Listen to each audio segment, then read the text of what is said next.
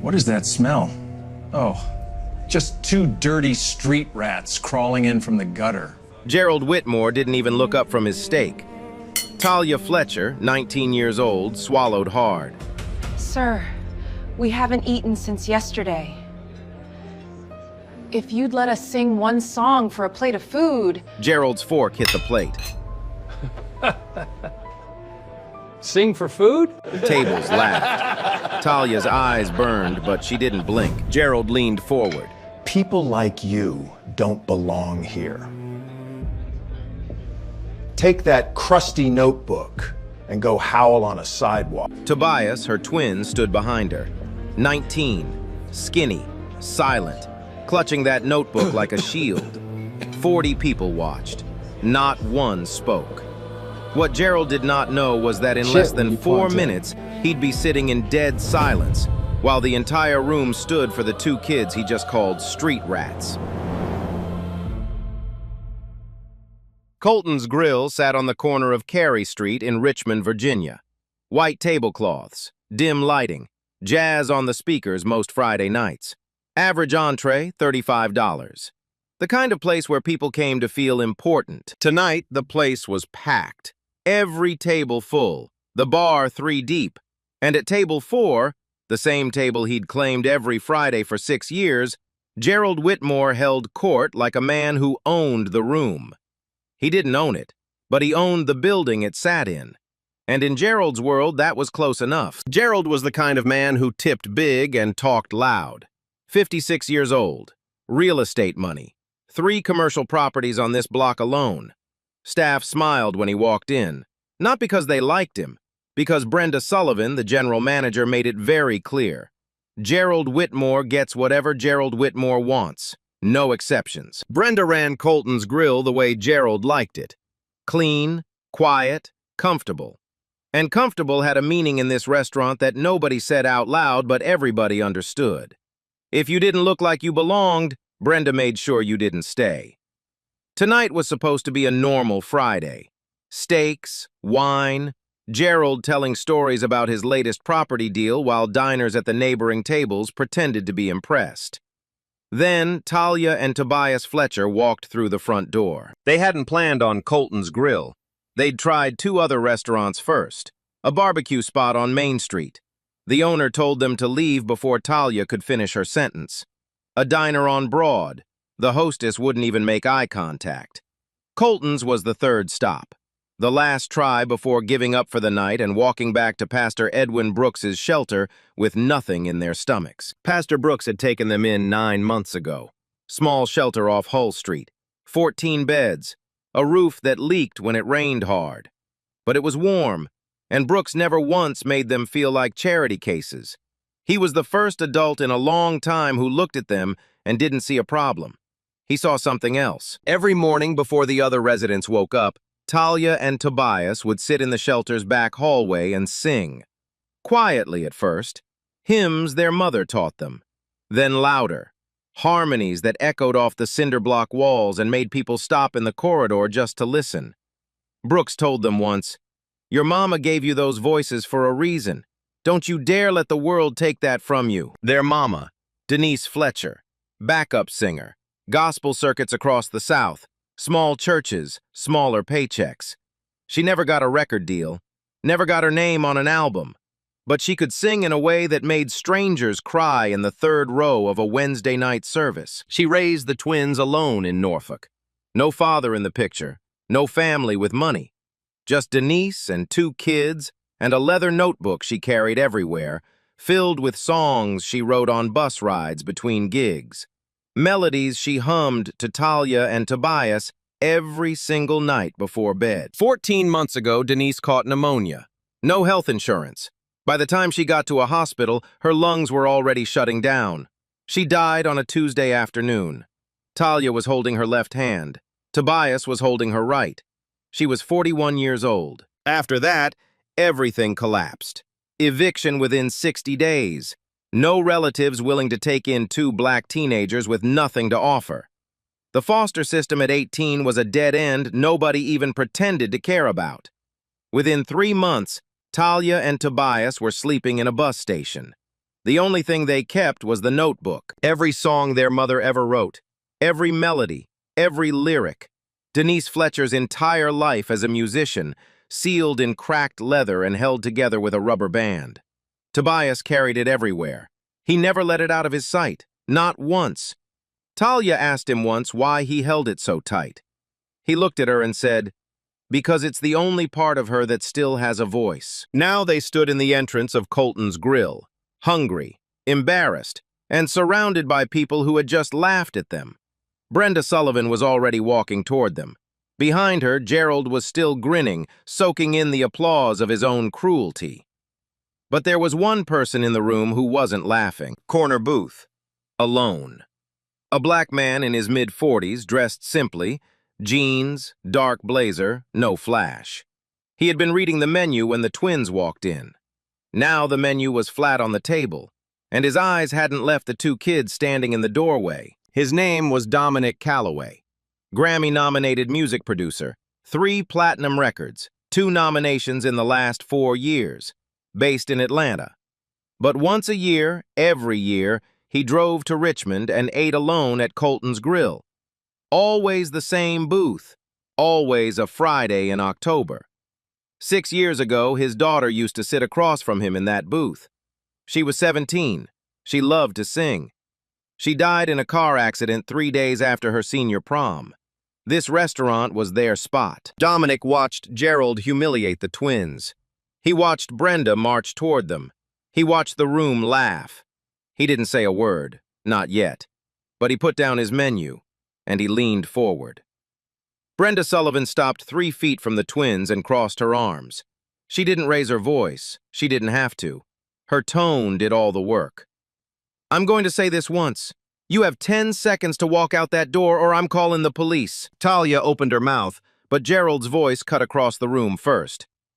"What part of get out is confusing for them, Brenda? Must be a comprehension issue.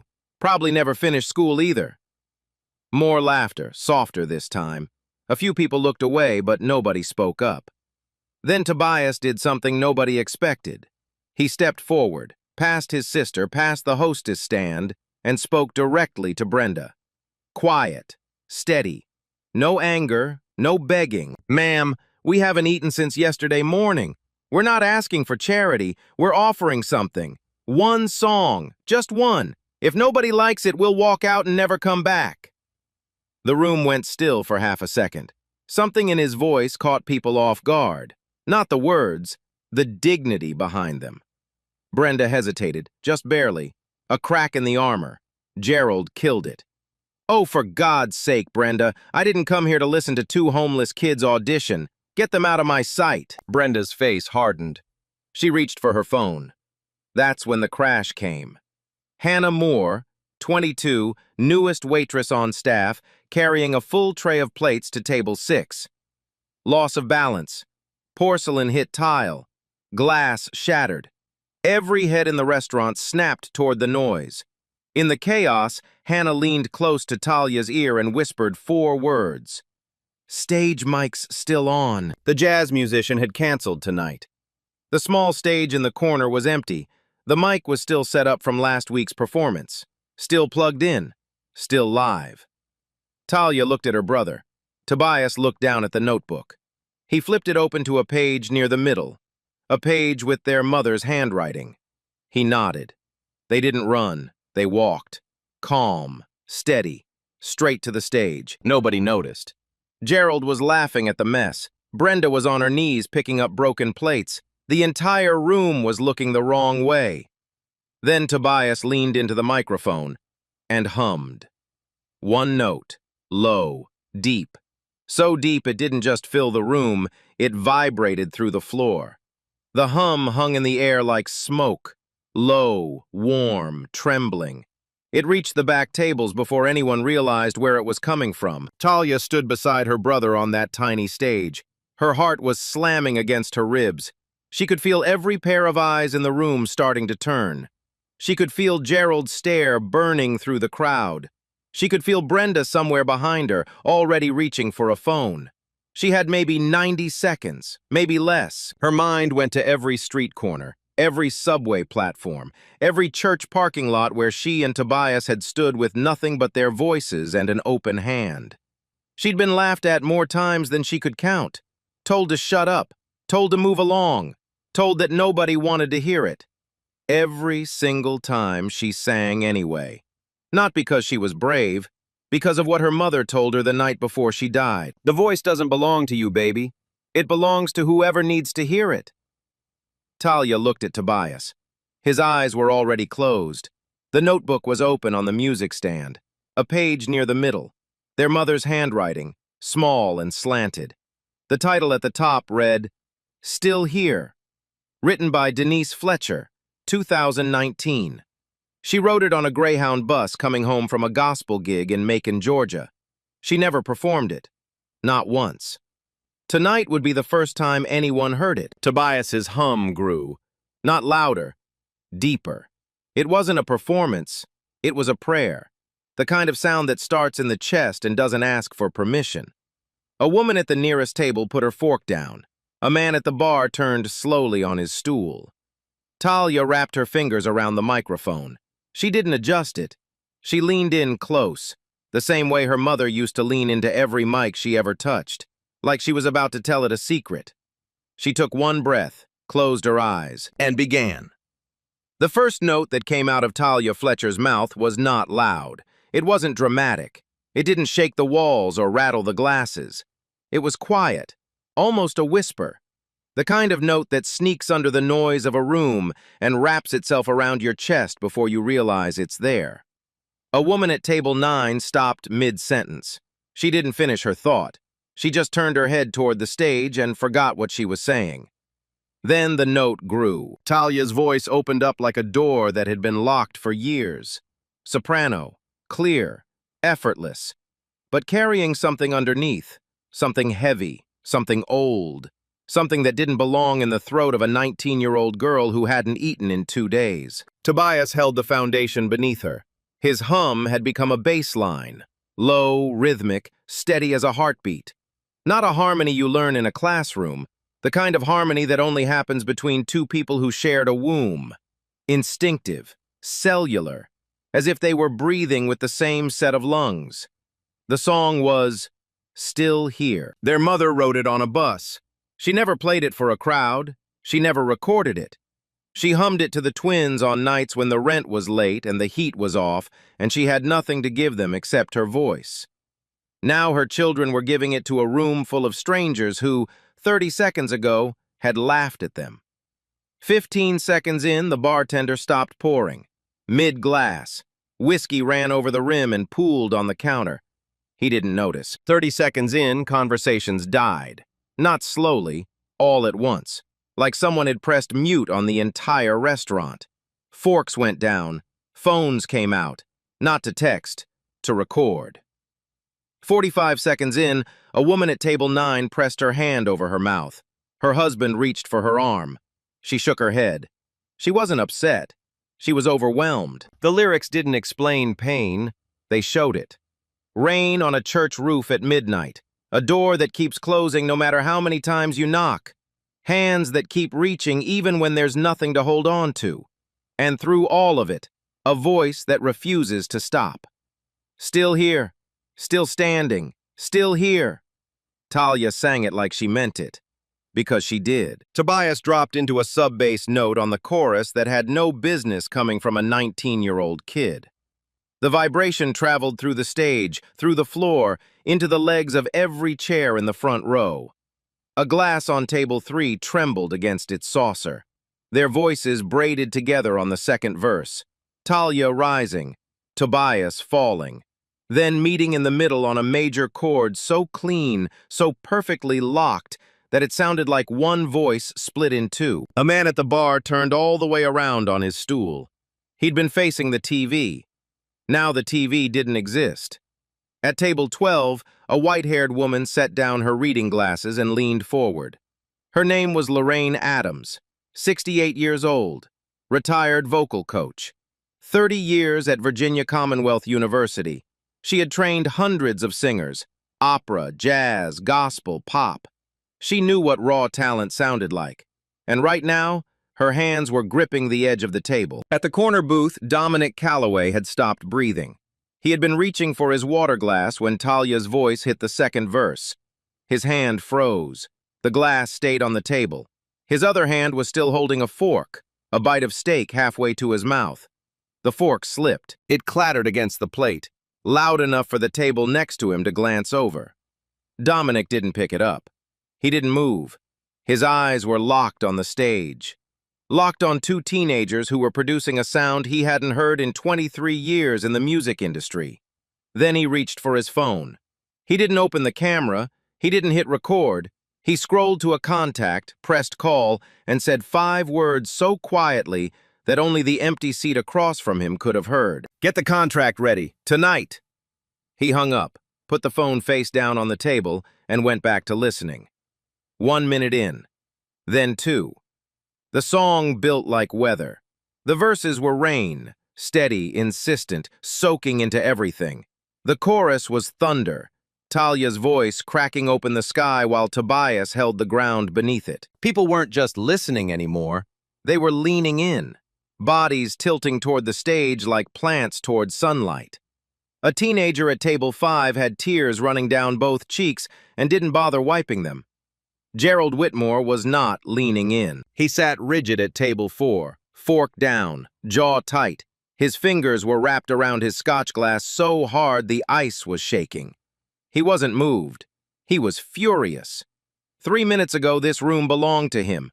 Every laugh, every glance, every whispered compliment about his new property deal, all his. Now every single set of eyes was pointed at 2 homeless kids on a stage that wasn't even supposed to be in use tonight. He leaned sideways toward Brenda Sullivan, who was standing frozen behind the bar with a cracked plate still in her hand. Gerald whispered something. Brenda's eyes widened. She looked at him, then at the stage, then back at Gerald.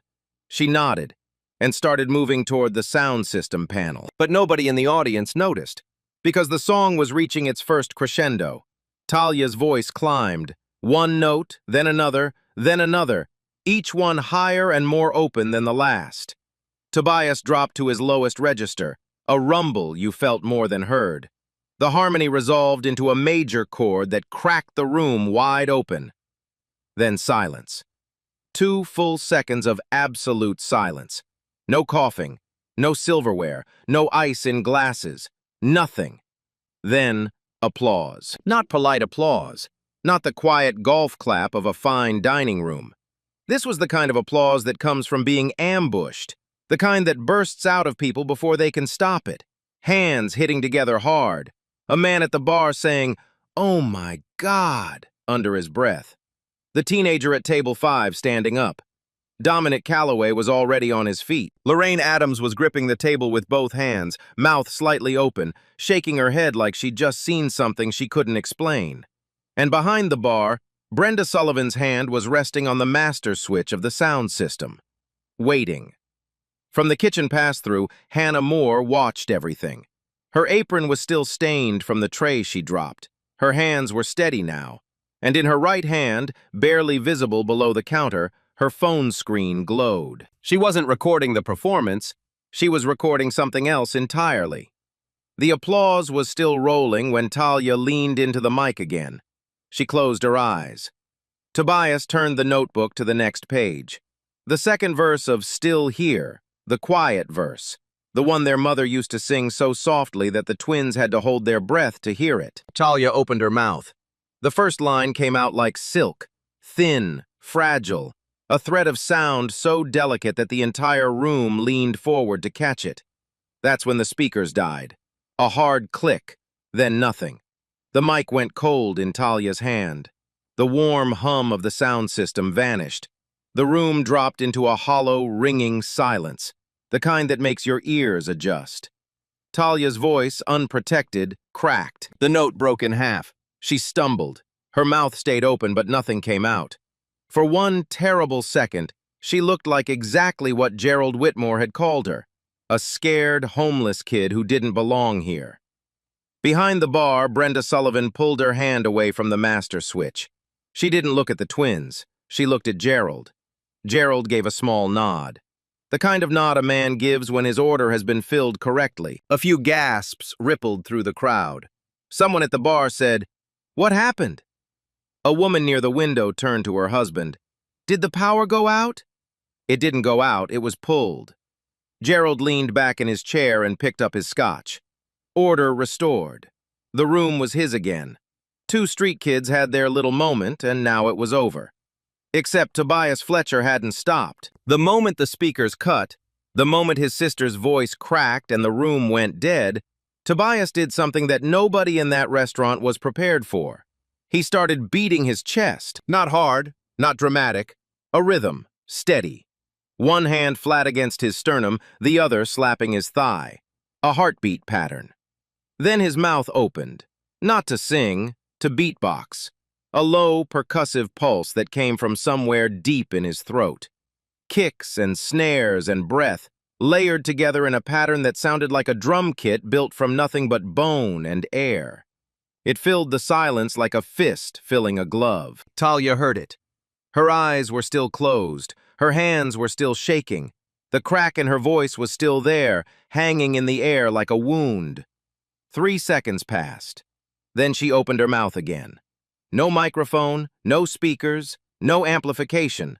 Just her voice, raw and naked, hitting the air without a single thing between it and the 40 people staring at her. And it was louder, not strained, not forced, fuller.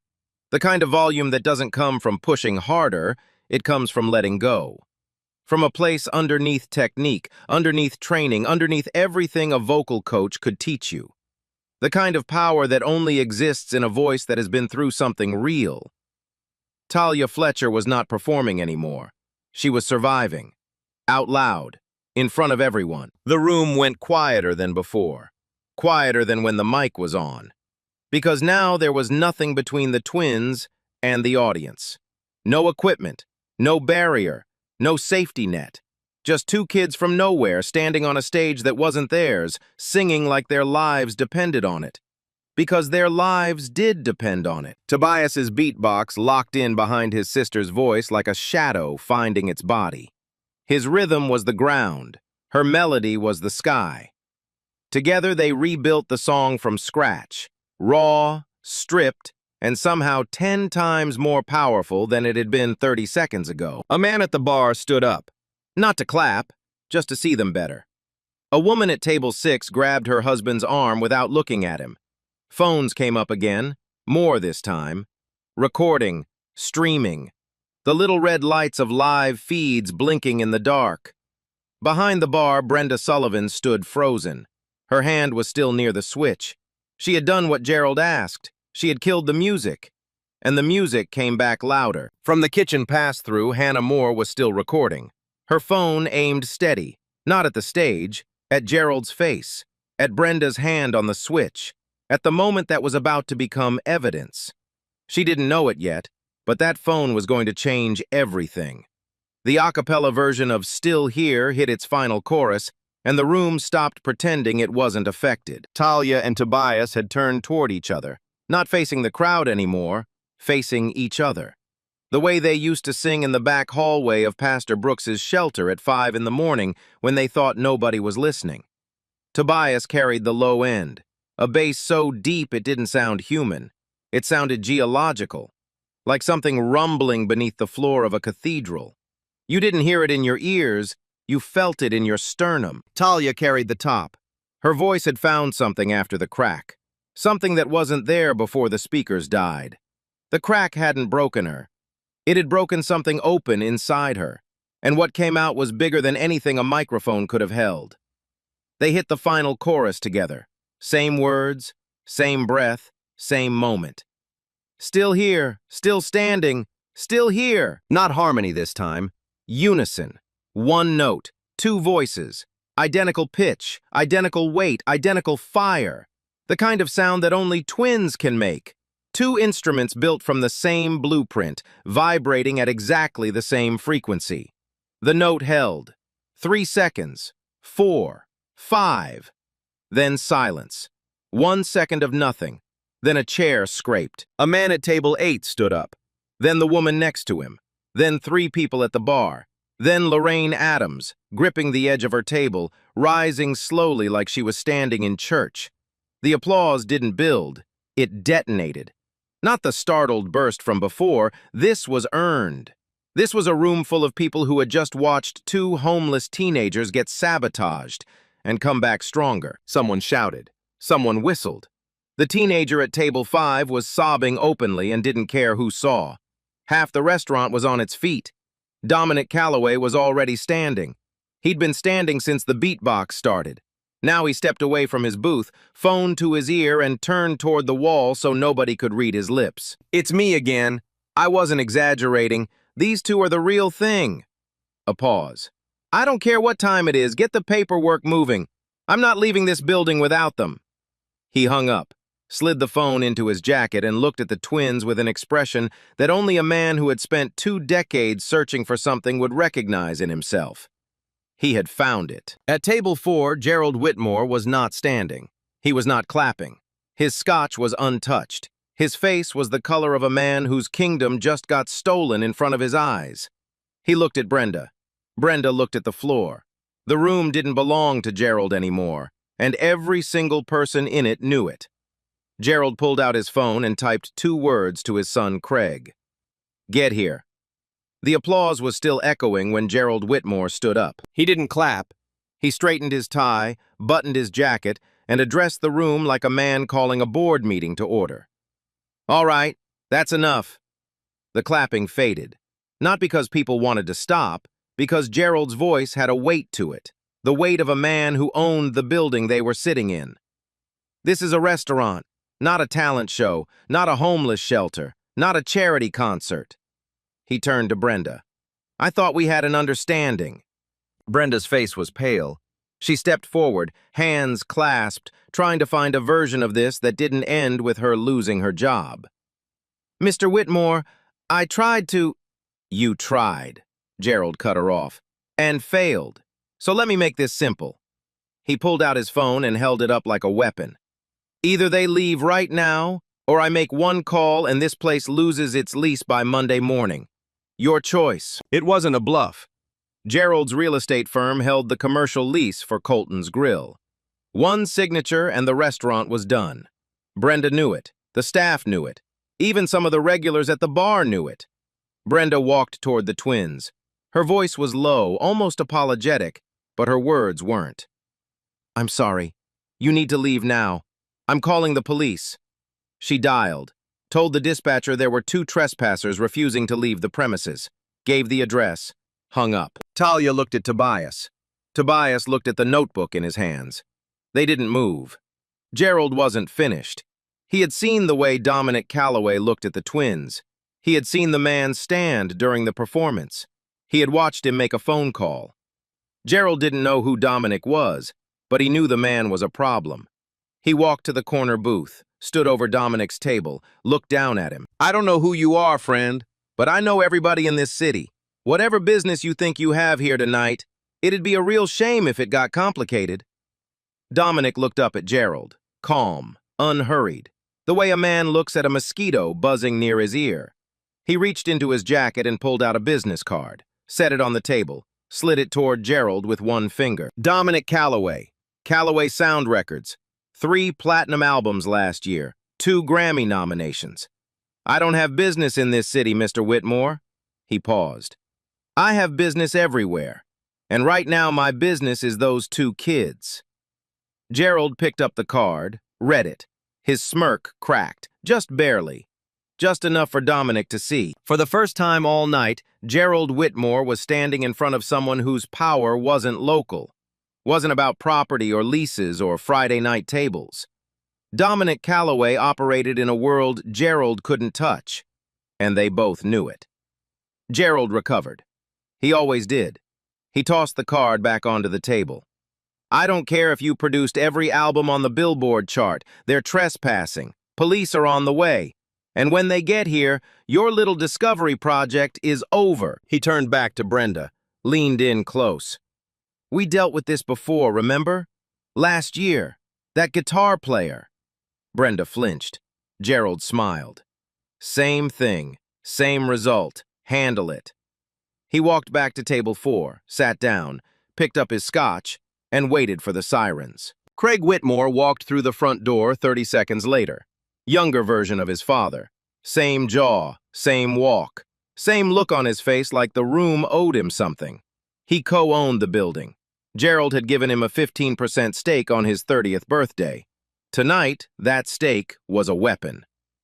Craig scanned the room, saw the twins on stage, saw Dominic in the corner, saw the phones still recording. He walked straight to Brenda.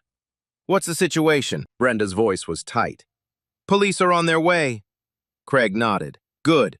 And kill whatever's left on that soundboard. I don't want them touching that mic again." For a moment, it looked like it was over. Craig was at the bar, arms crossed, waiting for the police. Brenda had her phone like a shield. Gerald sat at table 4, swirling his scotch with the patience of a man who had already won.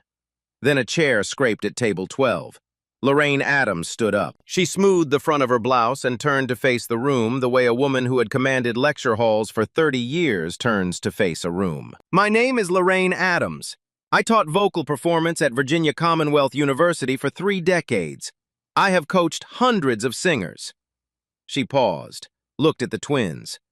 "What I just heard is something I have encountered maybe 3 times in my entire career. 3 times. In 30 years. If you silence them tonight, you are not protecting this restaurant. You are robbing it." Gerald opened his mouth. Lorraine didn't let him. "I'm not finished, sir. I've listened to you talk over your steak every Friday for 2 years. I have never once heard you say anything worth hearing. These 2 children have said more in 4 minutes than you've said in 6 years. A gasp near the bar. Gerald's face went dark red. Lorraine sat down and picked up her wine glass. The silence was heavy, the kind where a room decides which side it's on. A man at the bar broke it. "Let them sing." A woman at table 6 stood, grabbed her purse. "If those kids leave, we leave." Her husband stood with her. A young guy in the back held up his phone. "I've been streaming this for 6 minutes. 1,400 people watching. You really want to arrest 2 kids on a live feed?" One voice becomes 2. 2 becomes 6. 6 becomes half the room. Dominic Calloway walked to the stage, not in front of the twins, beside them, close enough that anyone who wanted to touch the kids would have to go through him first. Lorraine joined him. Standing together, Dominic said something quietly, not to the room, to her. "I come here once a year. Same booth, same night. My daughter used to sit across from me. She loved to sing. Passed 6 years ago. She was about their age." Lorraine touched his arm, didn't say a word. Dominic looked at the twins. She would have loved these 2. Nobody heard it, but it transformed Dominic from a producer helping strangers into a father who lost something sacred and just found its echo in 2 voices the world had thrown away. The front door opened. Officer Dale Wilson stepped inside. 12 years on the Richmond PD, he'd answered disturbance calls at restaurants before. Always the same. Someone management wanted gone. He scanned the room. Twins on stage. Dominic and Lorraine beside them. Half the room on its feet. Phones recording. Gerald at table 4 looking like a man whose steak had been taken. He stopped in front of Talia. "You 2 the ones causing trouble?"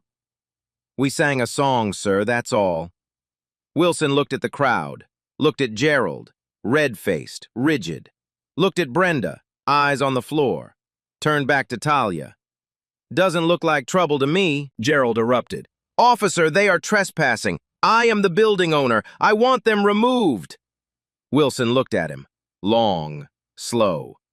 "Sir, I see 2 young people in a room full of folks who seem glad they're here. Unless there's an actual crime, I'm not removing anybody." Gerald's mouth opened. Nothing came out. Craig grabbed his arm. Gerald shook him off, but it was done. The police had come, and the police had chosen the twins. Dominic leaned toward Talia, quiet enough that only she and Tobias could hear. "You've got one more in you?" Tobias opened the notebook, turned to the last page. His hands trembled.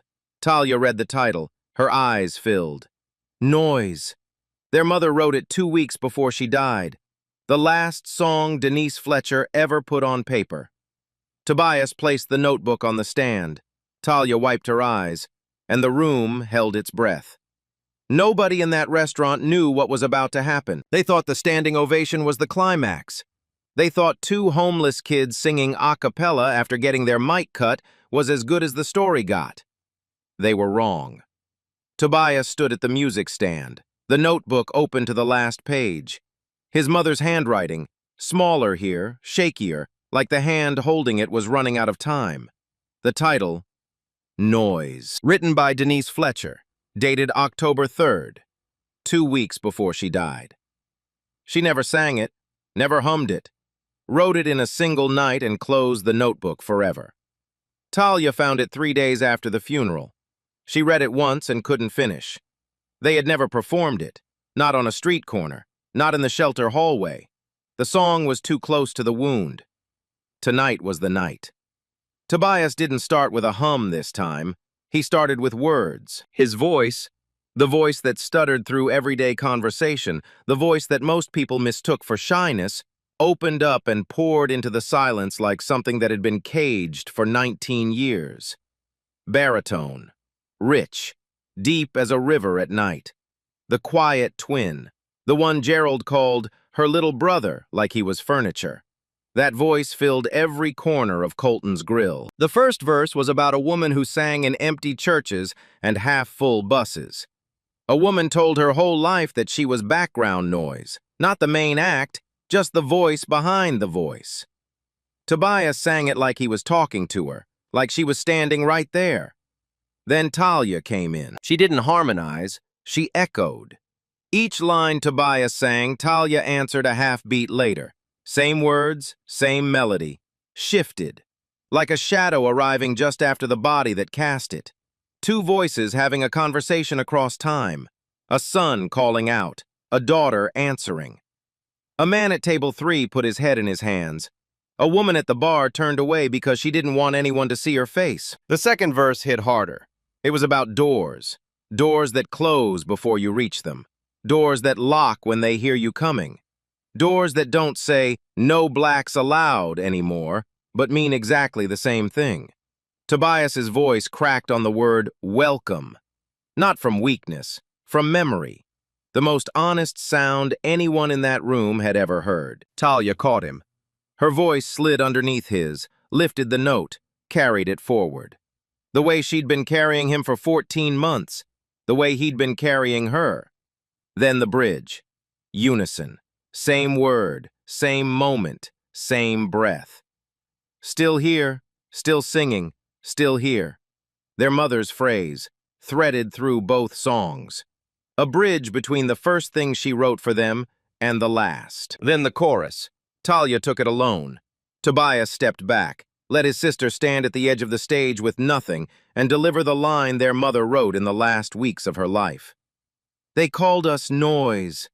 But we became the song. She didn't shout it. She sang it the way you say something you've known your whole life but never had the courage to speak out loud. Quiet, certain, unbreakable. Gerald's opening insult. Street rats, trained monkeys, go howl on a sidewalk. Noise. Denise Fletcher wrote the answer before the question was ever asked. Years before her children walked into this restaurant, she already knew. She'd lived it her entire life, and she put the response in a notebook and trusted her children to deliver it at exactly the right moment. The final chorus was both of them, full voice, no holding back. Talia held the last note alone, 8 seconds, eyes closed, fists at her sides, her mother's words in her mouth, her mother's fight in her chest. Then she let it go. Silence, the kind that sits on your chest and doesn't let you breathe.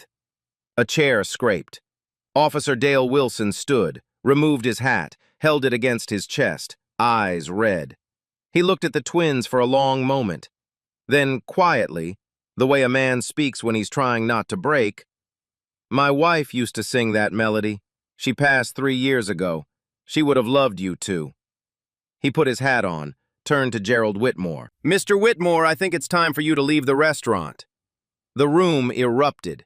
Shouts, fists in the air. Every single person on their feet, phones held high, a woman screaming, "Yes!" Lorraine Adams at table 12, tears on her face, clapping so hard her rings clicked together. Dominic Calloway stood in the corner booth, not clapping, smiling. A small, private smile.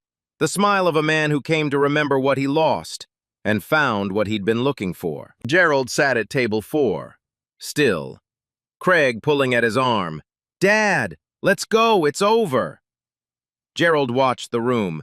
Every person who had laughed at his joke 20 minutes ago was now standing for the 2 kids he tried to erase. He looked smaller than he had all night. He looked exactly the right size. Gerald Whitmore left Colton's Grill at 9:22 p.m. He didn't say goodbye, didn't settle his tab. He grabbed his jacket and walked to the door with Craig 2 steps behind. The room parted for them, not with fear, but with silence. The kind of silence a room gives someone it no longer respects. At the door, Gerald stopped, turned, opened his mouth like he had one last thing to say. But every phone was still up. Every face was watching. He closed his mouth and walked out. Brenda Sullivan stood behind the bar, alone. She looked at a room full of customers who had just watched her choose the wrong side. She untied her apron, walked to the back office, didn't speak to anyone. Dominic Calloway walked to the stage, stopped in front of the twins. "Sit with me." They followed him to the corner booth, the booth where his daughter used to sit. Talia slid in across from him, Tobias beside her, the notebook flat on the table between them. Dominic didn't start with compliments. He said, "Who wrote those songs?" "Our mother," Talia said quietly. "Backup singer, gospel circuits. She never got a deal." Dominic nodded slowly. He reached into his jacket and pulled out 2 folded documents. Recording contracts. Calloway Sound Records. He'd had them ready since the phone call during the first performance. Fair royalty split. Full creative control stays with you. He looked at both of them. "Your mother wrote those songs. You're going to make sure the world hears them." Talia read the first page, slow, careful. She looked up. "Why us?" 23 years in this industry, 10,000 voices. I've never heard what I heard tonight. He paused. "Your mother knew what she put in you. She just didn't live long enough to show the world." Talia looked at Tobias. He nodded once. They signed. Lorraine Adams walked over from table 12, set a napkin in front of Talia, her phone number and one sentence. "Your mother gave you the instrument. Let me help you tune it. Free coaching, pro bono, for as long as they needed." Talia couldn't speak. She pressed her lips together and nodded. Hannah Moore found them 20 minutes later. She sat at the edge of the booth, pulled out her phone, and showed them what she'd been recording all night. Not the performance, Gerald's face when he ordered Brenda to cut the sound, Brenda's hand on the switch, Gerald's words, every one of them. Craig walking in saying, "Kill whatever's left on that soundboard." All of it, clear as daylight. "I'm posting this tonight," Hannah said, "if that's okay with you." Talia looked at the screen, looked at her brother. "Post it." The video went up at 10:14 p.m. By midnight, 200,000 views. By Saturday morning, 1.4 million. By Sunday, it was national news. The internet dug. Gerald's name surfaced, his properties, his donations that looked generous on paper and meant nothing in practice. Then the other stories came. A black street musician named Calvin Davis posted his own video. 1 year ago, Gerald had him banned from the block for playing guitar on Carey Street, threatened him with arrest, called him things Calvin wouldn't repeat on camera. 800,000 views in 12 hours. A pattern, not a single incident, a system. Gerald's business partners issued a joint statement Monday morning, severing all ties with Whitmore Properties.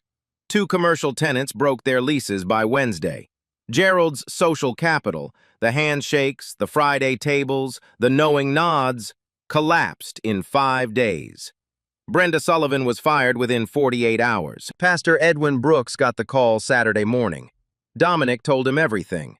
Brooks stood in the shelter hallway, the same hallway where the twins sang every morning, and wept. I always told them their mama gave them those voices for a reason. Colton's Grill announced a change 2 weeks later. Every Friday, the small stage would host community performance night. Open to anyone. No audition, no dress code. The empty stage would never be empty again. 6 months later, Talia and Tobias Fletcher released their debut single. The song was called Noise. The album was called Still Here, produced by Dominic Calloway, vocal coaching by Lorraine Adams. The dedication on the inside cover. For Denise Fletcher, who never stopped singing, and for every voice that was told to be quiet. The cover photo was taken at Colton's Grill. Same stage, same corner. Same room where a man in a $200 tie called two teenagers trash. The leather notebook open on the music stand between them. The single hit 4 million plays in 2 days, 11 million by the end of the month. A writer at Rolling Stone called the chorus, "They called us noise, but we became the song, the lyric of the year." Nobody argued. Pastor Edwin Brooks played the single on a portable speaker in the shelter hallway. The same hallway, the same cinder block walls. Residents gathered. When the song ended, nobody moved. Brooks wiped his eyes and said, "That's what happens when you don't give up on the thing God put inside you." Hannah Moore quit Colton's Grill. Dominic hired her as a production assistant at Callaway Sound. On a Friday night in October, 1 year later, a teenager walked into Colton's Grill. 15, nervous, underdressed, standing in the entrance the same way the twins had stood. The new manager smiled. "You here for community night? Stage is all yours." She walked to the mic. The room went quiet. Not because anyone told them to, because they remembered what happened the last time someone unexpected stood on that stage. She opened her mouth, and the room listened. Every single person. Because Talia and Tobias Fletcher taught this restaurant something Gerald Whitmore never could. That the most extraordinary sounds come from the people you least expect. If you were sitting in that restaurant when the speakers got cut, would you have stayed silent, or would you have stood up? Tell me in the comments. And go back and watch the fork drop. Watch Dominic's other hand. He's not reaching for a napkin. He's reaching for his phone. Most people miss it the first time. If this story hit you, share it with someone who needs to hear it. Like, subscribe, turn on notifications. Gerard Whitmore cut the speakers. He thought that would end it, but you can't silence a voice that was never asking for permission. Denise Fletcher never got a record deal, never heard her name on the radio. She spent her whole life being told she was background noise, just a backup singer in churches nobody remembered. But she wrote everything down, every song, every word, in a notebook she trusted to her children. And 2 weeks before she died, she wrote one line, "They called us noise, but we became the song."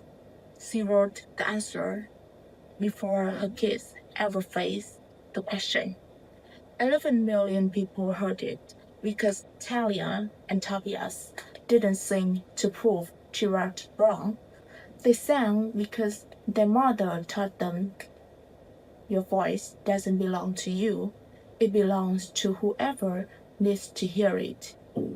And that's the thing I can't stop thinking about. What if Denise had given up? What if she never opened that notebook? How many songs die every day inside people who were told to be quiet? If you were in that restaurant when the speakers went dead, would you have stood up or stayed comfortable? Tell me in the comments.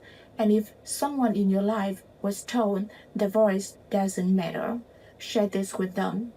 Like, subscribe, hit that bell. Next story, a janitor gets humiliated at a school board meeting. They didn't know he'd been recording everything for 3 years. Some people are noise, some people became the song.